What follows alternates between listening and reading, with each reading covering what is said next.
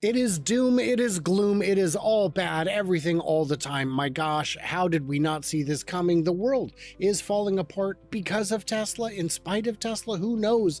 But it is something we need to address because the sheer terror of it all is keeping me up at night. And it's definitely not because I had coffee after noon, which is kind of a problem as I get older, but we will get into that. I'm Brian. Welcome to Future Aza.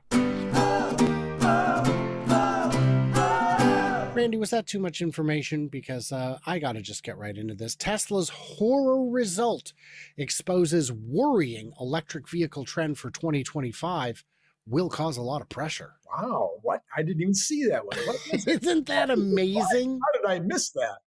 Elon Musk's electric car brand has seen the first drop in year-on-year sales since 2011, and it could be an early warning sign for all EVs, Randy. All of them. So first of all, oh my gosh. So we need to address it. First of all, sales were down. Horror. How much were they down? Remind me. 1%. No, it was 10% more than that. 10% more. 1.1%? Yes, sir. Yes, sir. 1.1%. I'm good at math, by the way. It is shocking. This is, I mean, we've got horror right in the headline. It is. It's horrible. Oh, and it's great because it's Yahoo, so it lets you know it's a 6-minute read. Yeah. Okay. Tesla's posted its first drop in annual sales in more than a decade, and one expert believes it could be, the end. In total, I wonder who that one expert is. I bet we'll get to that. In total, Tesla sold 1.8, which is 1% less than the slightly over 1.8. Paul Merrick told Yahoo Finance that 2025 will be a telltale sign if EVs maintain their dominance. Okay, so let's look at the biggest EV markets. What's the biggest EV market in the world? Norway? I'm always confusing those. Oh, no, I meant in sheer numbers. Sheer numbers. That's China. Do you think China is going to backtrack? No, I don't think they're going to backtrack. They, between their BEVs and hybrids, they have now passed 50%. They're more than half their cars are no longer ICE pure. So, and then you were talking about Norway and what's going on there? I believe they're at 97 or 98% of all cars sold are, and that's in this cold place where people are worried about whether you can have BEVs in cold climates, but it's kind of cold there. Just last week, I had on Jim, the Iowa Tesla guy, and John, Tech Geek Tesla, both of whom live in the Midwest, to share with us the realities of driving in the cold. And it is fine. Of course it is. Why wouldn't it be fine? We'd like to have some reality whenever possible. So yeah, I don't see those countries going back. Let's get back to this article because there's so much doom and we need to calm our nerves, Randy. Trump will kill the EV subsidy they have over there, and that's going to cause a lot of pressure on car manufacturers in the States. Do you think the IRA will be killed? And if so, when? Okay, so my belief is that it will not be the most important thing on Mr. Trump's desk when he gets in. There's a whole bunch of other things I think he wants to do first. It's going to take a congressional change. He's not going to be able to do it by executive order. I don't think Congress will get to it until the first half. So maybe by June or July, Congress will finally be able to figure out how they want to change it, because it's a very complex bill.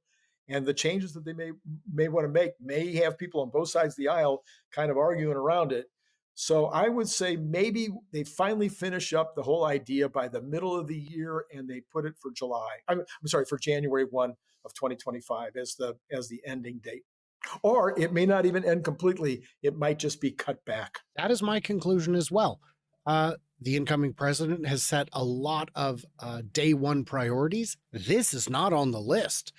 This is one of, I'd say, hundreds of campaign pledges, which means historically a president makes hundreds of promises before taking office, and about half are actually realized, maybe, depending on the president, depending on the House and Senate that the president is working with.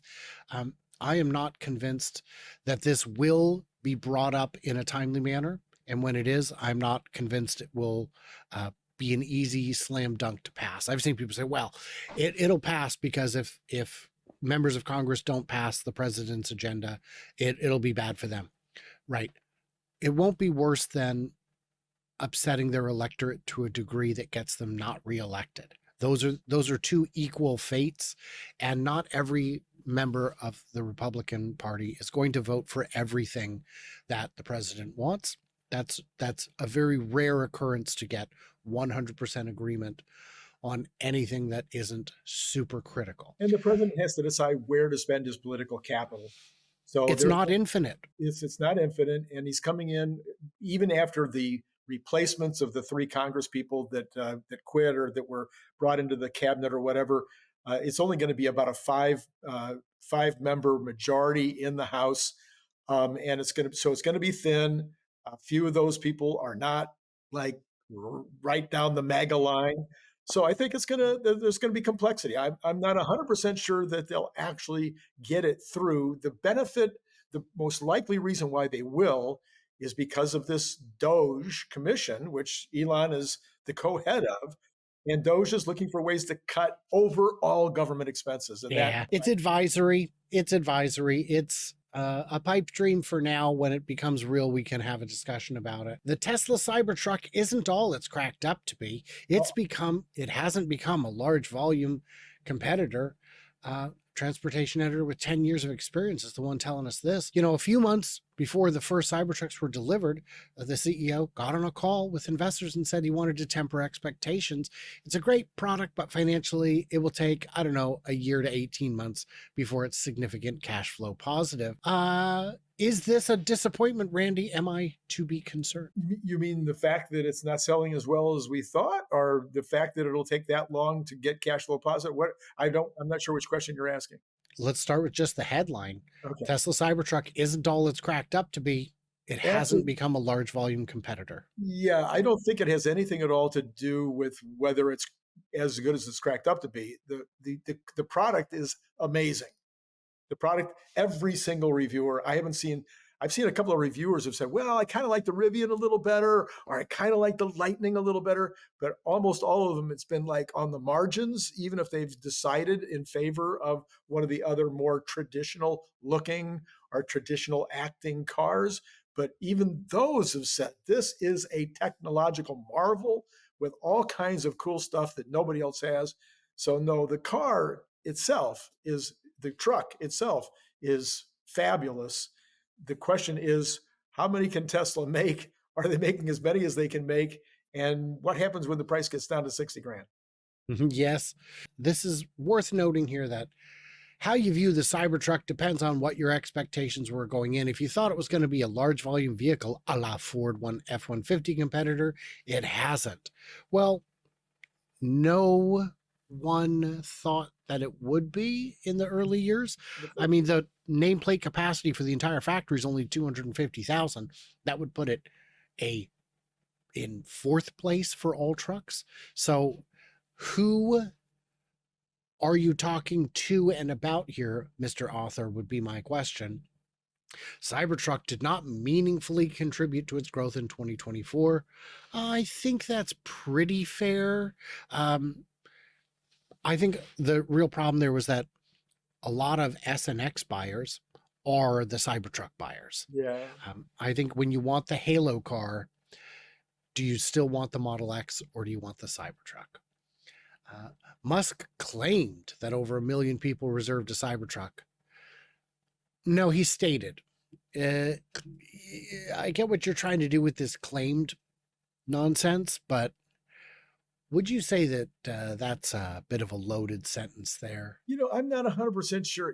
This is one of those weird ones where I wish we knew more. We had these people that track the reservations who were saying it was well over 2 million. We've had the Elon statement. I wouldn't be at all shocked that it was well over 1 million, might have been over 2 million. We won't know until they get the price down. I mean, once the price comes down, we'll really find out what's real. At the Christmas party that I went to without an invitation, thank you very much, I had a chance to talk with someone in a position to know, and he was not excited to give out information to me, so I had to be clever. And I found that with some people, the best way to get information is to ask them the smartest question in the world.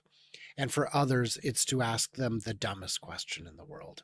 And for this gentleman, I had to ask the dumbest questions in the world. And I said, well, the good news on Cybertruck is they've probably got like 500,000 reservations. And he was like, it, excuse me? I'm like, yeah, they probably got like hundreds of thousands of reservations. And this was in December of 23. He said it was already well over 2 million at that point. And he was, I mean, how do you not know this? And he asked me, do you work for Tesla? And I said, I work around Tesla. And he just accepted that. He must have thought I was a contractor, but I do. I did not lie. Yeah.